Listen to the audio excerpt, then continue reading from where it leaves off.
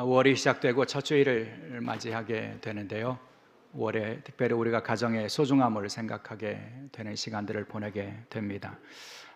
월에 여러분의 가정이 또 여러분들의 자녀와 후손들이 하나님 주시는 평화와 또 은총을 풍성히 누릴 수 있기를 주의 이름으로 축원합니다. 우리 교회는 3월부터 시작한 신방을 계속하고 있습니다.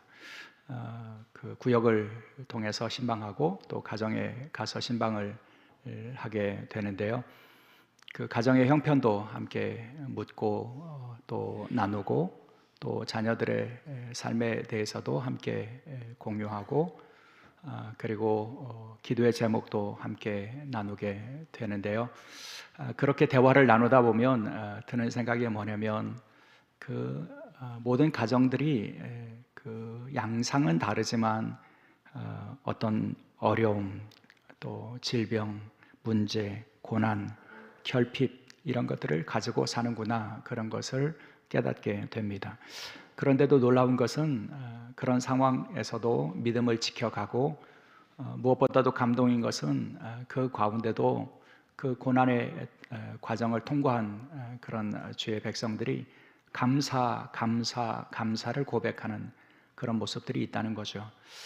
이번에 신방하면서 제가 들었던 그 고백 중에 가장 감동적인 고백입니다. 질병도 있었고 어려움도 있었지만 목사님 감사입니다. 이렇게 고백하시는 분의 고백을 들으면서 큰 감동을 느낄 수가 있었습니다. 그 가정들의 기도의 제목들을 나누면서 목사는 하나님 앞에 간절하게 기도하는 수밖에 없는데 기도하면서 제 마음속에 있는 생각은 무엇이냐면 하나님이 이 가정의 주인이 되어주시고 목자가 되어 주옵소서, 이 마음이에요. 목사가 무슨 능력이 있어서 기도하는 것 아니고요. 하나님, 이 가정에 주님께서 친히 주인이 되어 주십시오. 목자가 되어 주십시오. 그래서 이 가정을 지켜주시고 자녀들을 지켜주시고 일터를 지켜주시고 보호하시고 그래서 그 가정이 목자 되신 주님의 은혜를 누릴 수 있게 해주십시오. 이것이 신방하는 동안에 제가 가지고 있는 가장 큰 기도의 제목입니다.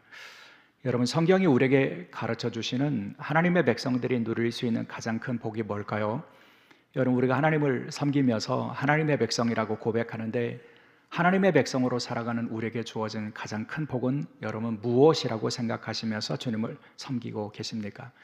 제가 고백하는 것은 이것입니다. 하나님의 백성으로 살아가는 동안 우리가 누릴 수 있는 가장 큰 복은 하나님이 변함없이 우리의 목자가 되어 주신다는 것이죠. 여러분, 우리에게 구체적인 복도 중요하지만요. 하지만 가장 중요한 것은 주님과의 관계에서 주님이 우리의 목자가 되어 주신다는 복보다 더 본질적인 복은 없다는 것입니다. 그 복을 가장 절감했던 사람이 다윗이죠. 여러분, 다윗의 인생에 많은 외로움도 있었고 문제도 있었고 위기도 있었고 고난도 있었잖아요. 그런데 그가 그 고난의 연속이었던 삶을 살아오면서 그가 결국에는 고백하는 하나님의 백성에게 주어진 복은 무엇입니까? 여호와는 나의 목자이시다라는 것이죠. 여러분, 성경에서 우리가 볼 수 있는 가장 위대한 신앙의 고백이 바로 다윗의 고백이죠. 여호와께서 나의 목자가 되시니 내가 부족함이 없습니다. 여러분, 누가 부족함이 없다고 고백할 수 있는 사람입니까? 여러분, 세계에서 제일 거부가 되면 부족함이 없다고 느끼고 지복의, 자족의 복을 누릴 수 있게 될까요? 우리의 손에 얼마나 많은 것이 들려 있어야 나는 이제 더 이상 부족함이 없습니다, 이렇게 고백할 수 있을까요? 다윗은 내가 부족함이 없습니다 고백해요. 그리고 더 내려가면 내 잔이 넘치나이다, 그렇게 고백해요. 여러분, 가득 채워져 있는 상태예요. 부족함이 없는 상태예요. 여러분, 어떻게 그런 고백이 그에게 가능했을까? 우리는 다윗의 인생을 알아요. 다윗의 인생에 문제가 없었기 때문도 아니고요, 그에게 고난이 없었기 때문도 아니잖아요. 다윗은 뭐라고 고백합니까? 내가 사망의 음침한 골짜기를 지날지라도, 그렇게 말하잖아요. 여러분, 사망의 음침한 골짜기로 상징되는 많은 고난과 외로움과 고독함과 문제와 어려움과 배반과 상처와 여러분 관계의 단절과 배신과 여러분 이런 문제들을 다윗이 겪었어요. 그 인생 가운데서 그런 문제가 있었어요. 그런데도 다윗은 내가 부족함이 없다고, 내 잔이 하나님께서 주신 은혜로 내 잔이 차고 넘칩니다, 이렇게 고백할 수 있었던 이유는 오직 하나입니다.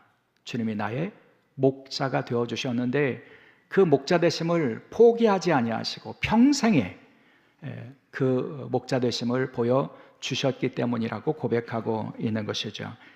여러분, 이렇게 사망의 음침한 골짜기를 지나는 것 같은 우리의 인생에서도 우리가 부족함이 없습니다 고백할 수 있기를 원한다면 우리는 다윗의 고백을 통해서 부족함 없는 인생을 살아가는 비결을 배울 수 있어야 할 것입니다.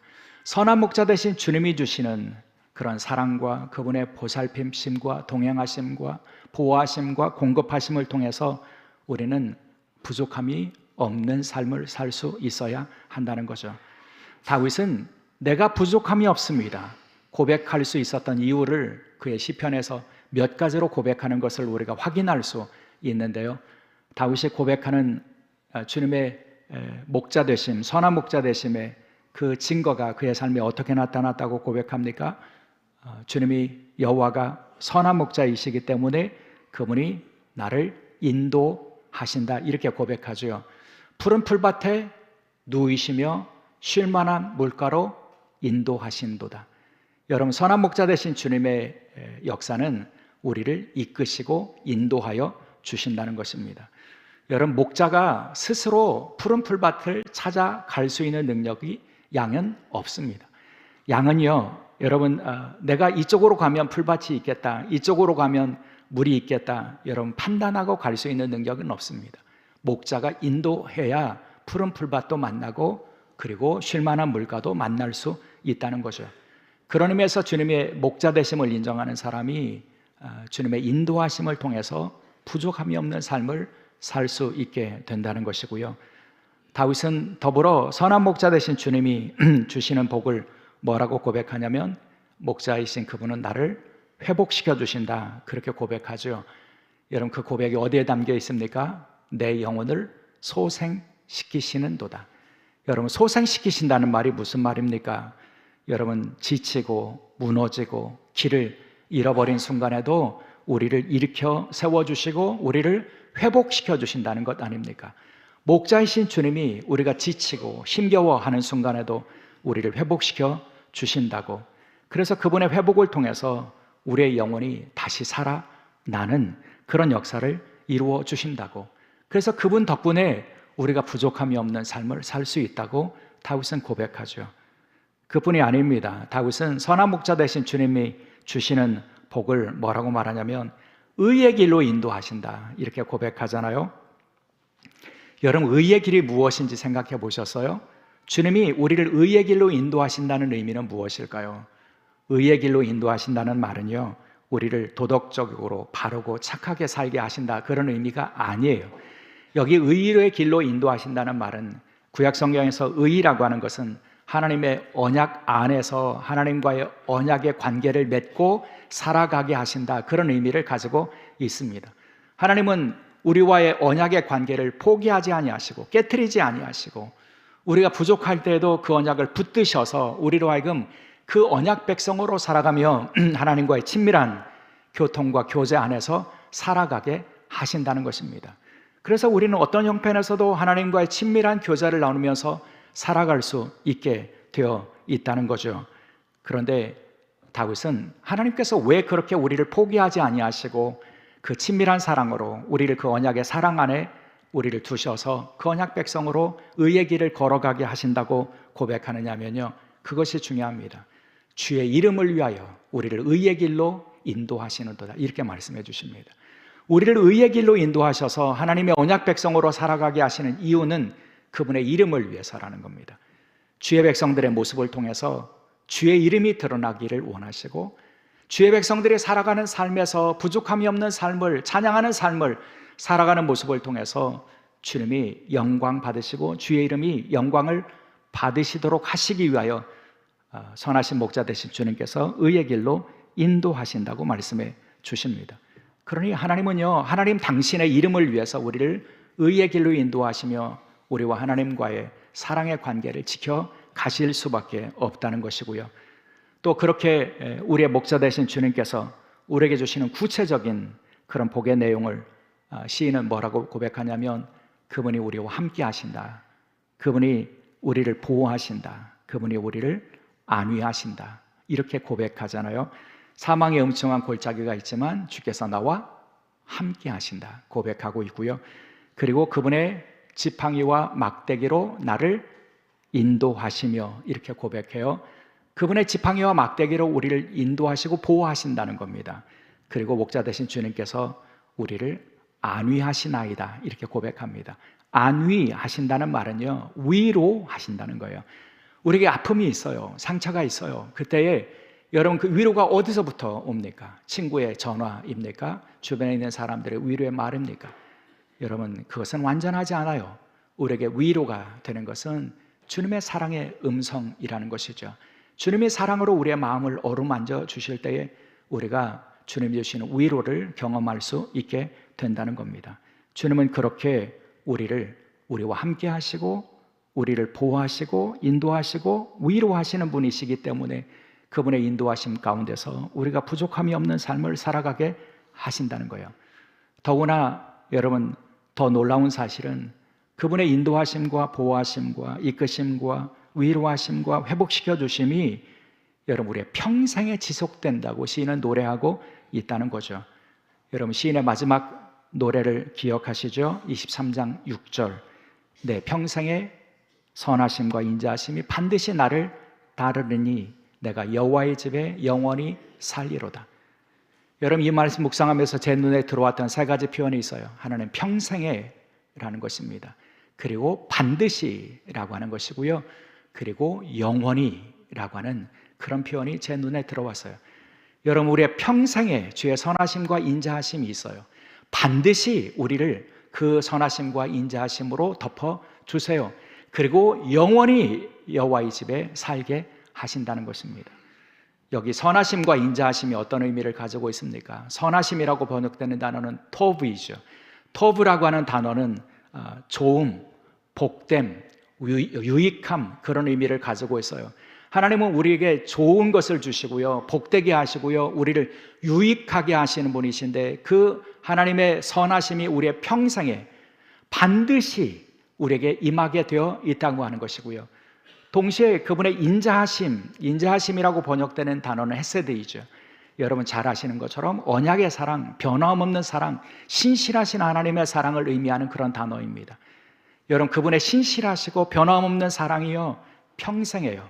잠깐 있다가 없어지는 것 아니고 평생에 그것도 반드시 여러분 우리에게 임하게 되어 있다고 말씀해 주시고 그리고 그 주의 선하심과 인자하심이 우리의 평생에 따를 뿐만 아니라 영원히 여호와의 집, 아버지의 집에 이르게 하신다고 말씀해 주십니다. 완전한 주님의 선하심과 인자하심을 우리가 맛볼 수 있도록 허락해 주신다는 거예요. 그러니 여러분 우리가 부족함이 없다 이렇게 고백할 수 있게 하신다는 거죠. 이 선하신 주님으로 인한 내가 부족함이 없습니다 라고 하는 이 고백이 저와 여러분의 심령에 회복되고 또 우리의 가정과 자녀들의 입술에서 끊임없이 솟아날 수 있기를 주의 이름으로 축원합니다. 그 선하시고 인자하신 목자이신 주님의 하나님의 사랑을 우리에게 구체적으로 실제적인 삶을 통해서 보여주신 분이 바로 예수님이십니다. 예수님께서 친히 그렇게 말씀해 주세요. 요한복음 10장 11절에 나는 선한 목자라. 여러분 여호와 하나님은 영이신 하나님이세요. 영이신 하나님께서 그렇게 완전하게 그분의 인도하심과 보호하심을 우리에게 보여주셨다면, 선하심과 인자하심을 보여주셨다면 예수님은 육체를 입고 오셔서 실질적으로 그분의 삶과 사역을 통해서 선한 목자의 사역이 무엇인지, 그분을 통해서 우리가 어떻게 풍성함을 얻을 수 있는지를 보여주셨다는 거죠. 여러분 예수님의 삶과 사역을 통해서 확인할 수 있는 선한 목자 되신 주님의 특징은 무엇입니까? 무엇보다도 먼저 주님은 우리의 이름을 아시고 우리의 이름을 불러주시는 분이시라는 겁니다. 여러분 선한 목자는 양들의 이름을 불러주는 특징을 가지고 있다는 거죠. 팔레스타인에서 유목을 하는 사람들의 이야기를 듣다 보면 여러분 가장 많은 이야기의 내용이 뭐냐면 양과 목자 사이의 특별한 유대 관계, 특별한 인격적인 관계를, 사랑의 관계를 이야기해 주는 내용들이 많아요. 여러분, 목자에게 양은 그냥 우리의 밥벌이를 위해서 있는 그런 양이 아니라는 거예요. 단지 내 밥벌이를 위해서 있는 양을 치는 사람은 목자가 아니라 삭군이라고 말씀하는 거예요. 여러분, 목자와 양에는 특별한 사랑의 관계가 있다고 말씀하고 있고요. 그래서 그 증거가 뭐냐면 양들이 다 똑같이 보여도 목자는 그 양의 특징을 안다는 거죠. 그리고 그 특징을 이름으로 불러준다는 겁니다. 팔레스타인에서 목자의 모습이 그렇다고 그래요. 그 양이 가지고 있는 특징을 따라서 때로는 코가 희면 흰 코쟁이, 또 귀가 길면 긴 귀, 이렇게 각각의 이름을 불러주는데 그 이름을 양들도 안다는 거예요. 내 이름 불러주는구나, 목자가 나를 아는구나 라고 하는 것을 안다는 거죠. 여러분, 주님은 우리의 선한 목자가 되어주시는데 그분이 우리에게 하시는 가장 먼저 하시는 일은 뭐냐면 저와 여러분의 이름을 불러주신다는 겁니다. 내가 너를 안다, 이렇게 말씀해 주시는 거죠. 성경에서 이름은 어떤 의미를 가지고 있습니까? 존재의 정체성, 인격, 관계, 소속, 사명, 이런 모든 것들이 담겨 있는 것이 이름입니다. 주님께서 우리의 이름을 아신다는 것은 우리를 아신다는 거예요. 우리의 성품을 아시고, 우리의 내면의 특징을 아시고, 우리의 삶의 형편을 아시고, 우리가 어디 소속해 있는지, 어떤 것을 위해서 살아가는지 주님은 우리를 다 아시는 분이시라는 거죠. 여러분, 우리의 이름을 아시는 주님께서 우리를 사랑의 음성으로 불러주시고 우리의 목자가 되어주신다고 말씀해 주시고요. 우리를 사랑하시고 우리의 이름을 아시기에 그분이 하시는 일은 뭐냐면 그 다음에는 앞서서 우리를 인도하신다는 겁니다. 여러분, 3절 하반절에 보면 인도하여 내느니라 이렇게 말씀해 주십니다. 여러분, 목자는 양을 이끌어갈 때 먼저 뭘 하냐면 우리 앞에 가서 이름을 부르고요. 이름을 들은 양들이 차례로 목자에게 나오면 그 다음에는 목자가 앞서서 양들을 이끌고 그리고 푸른 초장으로 쉴만한 물거로 인도한다는 거죠. 여러분, 팔레스타인의 그 유목의 특징은 뭐냐면 목자가 결코 몰아가지 않는다는 거예요. 제가 뉴질랜드에 두 번 간 적이 있는데 그때 기억에 이 뉴질랜드의 이 유목하는 양을 치는 그런 그 문화를 보여주는 시설에 가서 본 적이 있는데 그때 놀랬던 것이 뭐냐면 목자들이 하는 일은 뭐냐면 개를, 아주 날쌔고 빠른 개를 이용해서 양들을 막 몰아간다는 거예요. 그러니까 개들이 막 이렇게 돌아다니면서 양들을 앞으로 막 밀어갑니다. 방향을 이렇게 정해서 몰아가는 그런 모습을 볼 수가 있어요. 장관입니다. 수백 마리의 양들을 개들이 막 몰아가는 그런 모습을 보게 되는데 여러분, 팔레스타인은 그렇지 않아요. 팔레스타인은 여러분 언덕이 있고 또 골짜기가 있고 그리고 험한 지형이기 때문에 양들을 그렇게 막 몰아가면 양들이 낭떠러지에서 떨어지고 또 돌에 부딪혀서 상처 입고 그렇게 되어 있어요. 그러니까 막 몰아가지 않습니다. 팔레스타인에서 양을 치는 목자의 모습은 앞서서 간다는 거예요. 그러면 양들이 목자에 대한 인격적인 신뢰를 가지고 있기 때문에 저쪽으로 가야 되는가 보다, 저쪽이 안전한 길인가 보다, 저쪽이 그 풀을 먹을 수 있는 곳인가 보다, 양을 믿기 때문에 양을 따라오게 되는데 이것을 인도하는 모습이라고 말씀해 주십니다. 여러분, 인도함을 받으면요, 그 다음에 결과는 부족함이 없다는 거예요. 틀림없이 그곳에 쉴만한 물가가 있고 틀림없이 그곳에 푸른 초장이 있고 푸른 초장에 누이시고 쉴만한 물가를 인도하셔서 물을 마시게 하신다는 것을 양들은 경험적으로 알게 되어 있다는 거죠. 양들은 목자의 음성을 듣고 그 인도하심을 따라서 살아야 한다라고 하는 것을 알고 있다는 겁니다. 여러분, 이것이 중요합니다. 우리가 목자이신 주님의 인도하심을 받기 위한 아주 절대적인 전제 조건이 하나가 있는데요, 그것은 따라야 한다는 겁니다. 순종해야 한다는 겁니다. 목자가 인도하는 방향으로, 인도하는 대로 나는 다 헤아릴 수 없지만, 앞의 상황을 나는 잘 이해할 수 없지만 여러분, 따라가야 목자가 인도하는 대로 가고 그곳에서 부족함이 없게 하시는 그 목자의 그 돌봄과 사랑과 먹이심을 경험할 수 있게 되어 있다는 거죠. 여러분, 야곱의 생애를 묵상하면서 그런 생각이 들었어요.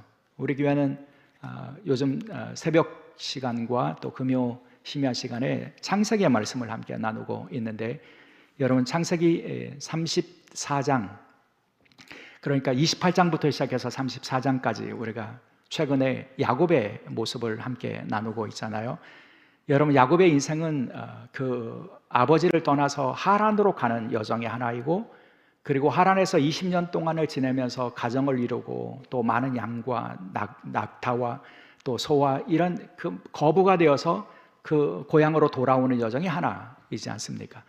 여러분 야곱이 고향으로 돌아와요. 돌아오면서 두렵고 답답한 마음이 있어요. 왜냐하면 에서를 만날 것이 두려웠기 때문이죠. 근데 하나님께서 먼저 그 과정에 해결해 주셨어요. 에서를 만나기 전에 하나님께서는 이미 화해를 이루어 주셨어요. 그래서 에서와 극적인 화해를 이루게 하셨죠.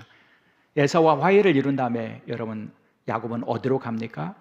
바단 아람에서 숫곳으로 가고요. 숫곳에서 세겜으로 갑니다. 여러분 사실은 야곱이 고향으로 돌아오기로 했다면 그는 브엘세바에 있는 부모님에게로 가야 했고요.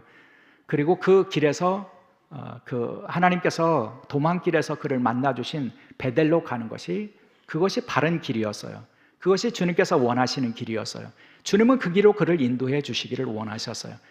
그런데 왜 야곱은 여러분 바단 아람에서 숫곳으로 가서 그곳에서 장막을 치고 그리고 다시 세겜으로 가서 그곳에서 땅을 사고, 여러분 땅을 산다는 것은 정착하겠다는 의지잖아요. 여러분 왜 거기서 정착하고 10년간을 여러분 세겜에서 그가 그곳에서 살았을까요? 그것은 숫곳과 세겜이 가지고 있는 지정학적인 특징을 그가 눈여겨보았기 때문이에요. 거기는 지대가 낮고 그리고 비옥하고 그런 곳이었어요. 그곳은 세겜은 여러분 문명사적으로 앞서 있었던 문화를 가지고 있었던 곳이었고 화려하고 편리한 그런 문명이 있었던 그런 지역이에요. 그러니까 여러분 인간적으로 생각한 거예요. 여기 있으면 편하게 살겠다. 여기서 살면 그 화려한 문명을 누리면서 살겠다. 이런 생각을 가지고 그는 베델로 올라가지 않은 거죠. 여러분 하나님의 인도하심을 그가 따르지 않았다는 거예요. 그의 평생에 인도하신 하나님을 그가 망각했다는 겁니다. 그래서 세겜에 머물렀어요. 여러분 세겜에 머무르는 동안에 야곱의 자녀들, 야곱의 가정에 무슨 일이 벌어집니까? 디나는 겁탈을 당했고요. 그 일을 보복하기 위해서 야곱의 그 아들들은 이 세겜 사람들을 학살하고 죽이는 살인을 저질러 버리게 되지 않습니까? 세겜에서 야곱의 집은 무너져 가기 시작한 것입니다. 여러분 그 출발점이 어디에 있었을까요? 하나님의 인도하심을 그가 따르지 않았기 때문이에요. 베델로 올라가라. 하나님 분명히 그렇게 말씀해 주셨는데, 그런데 그가 세겜의 마음을 빼앗겨서 거기에 머무른 순간 그 가정이 무너지고 자녀들이 깨어지는, 믿음이 무너지는 것을 성경은 말씀해 주시고 있다는 거죠. 이 말씀을 제가 묵상하면서 그런 질문이 제 안에 들었어요. 세겜이 아니라 야곱이 베델로 갔다면 어땠을까? 여러분 야곱의 선택지가 세겜이 아니라 베델로 갔다면 어땠을까요? 물론 그의 삶은 좀 척박했을 거예요. 왜냐하면 세겜보다는 베델이 황량한 곳이고 광야였고 보이는 것도 없고 문명도 없고 비옥하지도 않은 땅, 그러니 좀 척박하고 어렵고 힘겨운 삶이 그에게 주어졌을 거예요. 그러나 여러분 그렇다고 해서 베델에서 브엘세바로 가는 이 야곱이 굶었을까요? 모든 것을 다 잃어버렸을까요? 망했을까요? 저는 그렇게 생각하지 않아요. 하나님께서 친히 그에게 목자가 되어주셔서 약속하신 것을 이루어 주셨을 거라고 믿습니다. 여러분 세겜이 아닌 베델로 올라가기를 원하시는 하나님의 뜻을 따라서야 한다는 그런 말씀이죠. 사랑하는 여러분, 우리가 선한 목자 되신 주님의 인도하심을 따른다는 것은 그것입니다. 여러분 그 인도하심을 끝까지 따를 수 있어야 한다는 거예요. 내 생각 앞세우고 내 판단 앞세우고 따르지 않는 것은 우리가 양의 자리가 아니라 목자의 자리에 선 거예요. 선한 목자 되신 주님을 인정한다면 우리가 그 말씀에 순종하고 끝까지 따를 수 있어야 한다는 거죠. 저와 여러분의 가정이 그렇게 목자 되신 주님의 인도하심을 끝까지 신뢰하고 끝까지 따라가는 그런 백성들, 그래서 주님이 주시는 부족함이 없게 하시는 주님의 은혜를 누리는 가정들이 될 수 있기를 주의 이름으로 축원합니다. 선한 목자 되신 주님이요 우리의 목자가 되신다는 사실을 우리에게 확증하여 주신 사건을 저는 요한복음 21장에서 확인할 수 있다고 믿습니다. 여러분, 그 선한 목자 되신 주님께서 그 양들을 얼마나 사랑하시는지, 그리고 그들을 어떻게 회복시켜 주시고 그들을 보호하시는지, 그들을 얼마나 깊이 아시는지 요한복음 21장을 통해서 우리가 확인할 수 있어요. 여러분, 요한복음 21장은 부활하신 주님께서 갈릴리에서 제자들을 만나시는 이야기인데요. 여러분, 부활하신 주님께서 제자들을 만나시면서 그들을 어떻게 부르십니까? 21장 5절에 보면 얘들아 이렇게 부르세요. 여기 얘들아라고 하는 이 말씀이 헬라어 성경에서 보면 파이디아인데, 이 파이디아는 파이디온에서 왔어요. 파이디온은 하나님의 자녀로서 아주 귀하고 소중한 자녀라고 하는 그런 의미를 가지고 있어요. 그러니까 주님께서, 부활하신 주님께서 제자들을 찾아오셔서 가장 먼저 하신 일은 뭐냐면 이름을 불러주셨다는 거예요. 그들에게 이름을 더하셨어요. 얘들아, 나의 소중하고 그리고 귀한 자녀인 얘들아, 이렇게 부르시면서 그들의 이름을 불러주시는 모습을 통해서 주님께서는 당신이 선한 목자가 되신다는 것을 보여주셨고요. 그 다음에 주님은 어떻게 하십니까? 부활하신 주님께서는요, 그들에게 이렇게 물으세요. 4절의 말씀에 보면 너에게 고기가 있느냐 이렇게 물으시죠. 5절에요. 얘들아 다음에 너에게 고기가 있느냐 이렇게 물으세요. 여기 고기가 있느냐라고 하는 말은 우리말에는 긍정으로 표현되어 있지만 여러분, 헬라어 성경에서 보면 부정형으로 되어 있어요. 너희 고기 없지? 이렇게 물으신 거예요. 제자들이 여러분 지금 고기 잡으러 갔지만 그들은 고기를 잡지 못한 상태예요. 주님은, 부활하신 주님은 그들이 결핍과 부족함을 아시는 거예요. 너희들 노력해 보았지만 아무것도 얻지 못했지? 너희 고기 없지? 여러분, 주님은요 그들의 형편을 아신 거예요. 그리고 그들의 결핍을 아신 거예요. 그리고 그들을 향해서 주님은 선한 목자가 되시는 모습을 보여주셨어요. 어떻게 하셨죠? 그들을 위해서 친히 숯불을 피우시고요, 그리고 식사를 준비하시고요, 그들을 어떻게 하시냐면 와서 조밥 먹자 이렇게 부르시잖아요. 그리고 그들을 먹여 주시잖아요. 여러분, 이분이 바로 선한 목자이신 주님의 모습이에요. 와서 먹자, 내가 다 준비했으니 와서 먹자.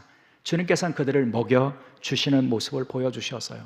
이분이 우리의 삶에 결핍을 아시고 부족함을 아시고 우리를 그 식탁으로, 그분의 사랑의 자리로 부르셔서 우리를 먹이시는 분이시라고 하는 사실을 우리가 깨달을 필요가 있다는 거죠. 그리고요, 부활하신 주님의 목자 되시는 모습은 어디에 있느냐면 고쳐주셨다는 거예요. 회복시켜 주셨다는 거죠. 여러분, 주님이 만나주시는 제자들이 어떤 사람들입니까? 그들은 여러분 신앙적으로 상처가 있었던 사람들이에요. 어떤 상처입니까? 예수님의 십자가 그 길에서 예수님을 부인했던 사람들이고 도망했던 사람이고 주님을 떠났던 사람들이에요. 주님을 따르는 일에 실패했던 사람들이에요. 여러분, 그들의 영혼에 실패에 고통이 있었던 사람들이고 상처가 있었던 사람이에요. 여러분, 우리의 신앙의 여정에도 그런 상처가 있지 않습니까? 내가 주님을 제대로 섬기지 못했는데, 염치 없는데, 그런 마음이 들 때가 있지 않습니까? 그런데 주님은 그들에게 찾아오셨어요. 그리고 그들에게 사랑의 관계를 회복시켜 주셨어요. 주님이 변함없이 부활하신 주님이 영원히 그들을 찾아오시고 그들을 먹이시고 그들을 회복시켜 주시는 분이시라고 하는 것을 보여주셨어요. 특별히 베드로에게 그렇게 하셨잖아요. 베드로의 상처가 가장 깊지 않았겠습니까? 나는 죽을지언정 주님을 부인하지 않겠다고 호언장담했던 그가, 여러분, 그 십자가에 주님이 십자가에 달리시기 위하여 체포당하실 때 3번이나 부인했으니, 여러분, 제자들의 공동체에서 그는 더 이상 수제자라고 말할 수도 없고 리더십도 세울 수 없는 그런 상태이고 주님과의 관계에서도 염치 없는 그런 상태 아니었겠습니까? 그런데 주님은 그를 향해서 찾아오셔서 사랑하느냐고, 네가 이 사람들보다 나를 더 사랑하느냐고, 이것들보다 더 사랑하느냐고 물으셔서 그 사랑을 회복시켜 주시고 사랑의 관계를 회복시켜 주셨을 뿐만 아니라 사역도 회복시켜 주셨잖아요. 내 양을 치라고, 내 양을 먹이라고. 여러분, 주님께서는 이 베드로를 회복시켜 주시는 모습을 보여주셨다는 겁니다. 그분이 바로 선한 목자 되신 주님의 모습이라는 것이죠. 사랑하는 여러분, 저는 이 장면을 묵상하면서 참 은혜를 받았어요. 부활하신 주님께서요, 선한 목자의 모습으로 제자들에게 찾아오신 거예요. 부활하신 주님께서 선한 목자 되심을 보여주신 거예요. 여러분, 이 사실이 왜 우리에게 중요할까요? 부활하신 주님은 죽음을 넘어서서 영원히 우리의 목자가 되어 주실 수 있는 분이시기 때문입니다. 주의 선하심과 인자하심이 여러분 우리의 삶의 어느 한 부분만 적용되는 것이 아니라 영원히 주님이 우리의 선한 목자가 되어 주셔서 우리를 먹이시고 우리를 고쳐주시고 치유하여 주시고, 그래서 그 선한 목자 되신 주님이 주시는 것으로 배불리 먹고 남게 하시는, 부족함이 없게 하시는 은혜를 베풀어 주신다는 말씀입니다. 그러므로 사랑하는 여러분, 이 진리를 기억하고 사십시오. 우리가 살아가는 세상이 험한 세상 맞습니다. 요동하는 세상 맞습니다. 여러 가지 위기와 어려움이 예기치 않는 상황에서 우리에게 다가오는 세상 맞습니다. 그래서 다윗이 고백한 것처럼 사망의 음침한 골짜기를 지나가는 것 같은 그런 순간이 우리에게 다가오기도 합니다. 그래서 우리에게는 선한 목자가 필요합니다. 선한 목자의 사랑이, 인자하심이, 선하심이 우리에게 필요합니다. 부활하신 주님이 우리에게 그 역할을 기꺼이 감당하겠다고 말씀해 주십니다. 우리가 실패의 아픔을, 그리고 궁핍과 부족함을 가지고 있을 때 부활하신 주님이 우리를 찾아오십니다. 그리고 이렇게 말씀하실 거예요. 얘들아, 사랑이 그득 담긴 음성으로, 얘들아, 나는 너의 아픔을 알아, 결핍을 알아. 그러나 나의 사랑으로 나오면 내 안에서 너희가 부족함이 없게 하겠다. 사랑하는 여러분, 그 음성을 듣고 살아가시기를 주의 이름으로 축원합니다. 우리의 자녀들이 그 음성을 듣고 이 험한 세상, 누구도 예측할 수 없는, 10년 후의 세상을 누구도 예측할 수 없는 이 세상 속에 우리의 자녀들이 선한 목자 되신 주님의 인도하심을 따라서 부족함이 없는 삶을 살아가는 복을 누릴 수 있기를 주의 이름으로 축원합니다. 기도하시겠습니다. 주님이 저희의 선한 목자가 되어주신다는 이 진리를 저들이 기억할 수 있게 하시니 감사합니다. 내가 부족함이 없다고 고백하고 노래할 수 있는 특권을 주님의 양으로 살아가는 저에게 주셨다고 하는 믿음이 저에게 있습니다. 저희의 가정에 목자 되신 주님이 주시는 풍성함이 있게 하시고, 지금도 변함없이 목자가 되신 주님이 우리에게 생명을 주고 풍성히 얻게 하시는 놀라운 역사를 이루신다는 믿음 안에서 그 풍성함과 부요함을 누리고 살아가는 주의 종들, 가정, 자녀들이 될 수 있도록 복을 더하여 주옵소서. 감사하며 우리 주 예수 그리스도의 이름으로 기도드리옵나이다. 아멘.